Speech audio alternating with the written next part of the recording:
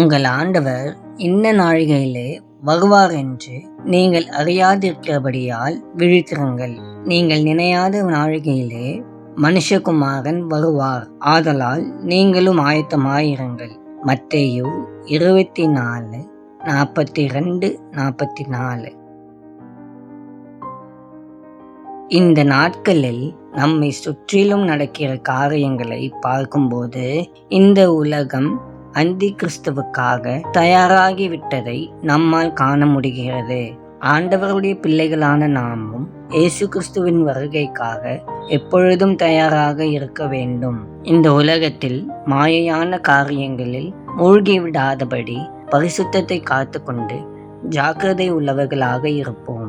எஜமான் வரும்போது விழித்திருப்பவர்களாய், உண்மையுள்ள ஊழியக்காரர்களாய் அவருடைய சந்தோஷத்திற்குள் பிரவேசிப்போம். மாரநாதா, இயேசு சீக்கிரம் வருகின்றார். ஆமேன். அன்பின் பரலோக பிதாவே, இந்த நல்ல நாளுக்காக உமக்கு ஸ்தோத்திரம் செலுத்துகிறோம். கர்த்தாவே, நீர் எங்களோடு இருந்து எங்களை பாதுகாத்து எங்களை பராமரிக்கிறதற்காக உமக்கு நன்றிகளை செலுத்துகிறோம். கர்த்தாவே, நாங்கள் உலகத்தின் கடைசி நாட்களில் வாழ்ந்து கொண்டிருக்கிறோம் என்பதை உணர்ந்து உம்மை உறுதியாக பற்றி கொள்ளவும் ஞானமாக நடந்து கொள்ளவும் எங்களுக்கு உதவி செய்யும். உம்முடைய வருகைக்கு நாங்கள் ஆயத்தமாக இருக்க எங்களுக்கு உதவி செய்யும். இந்த நாளின் தேவைகளை சந்தித்து எங்களை ஆசீர்வதித்து வழிநடத்தும். இயேசுவின் மூலம் ஜெபிக்கிறோம் பிதாவே. ஆமேன்.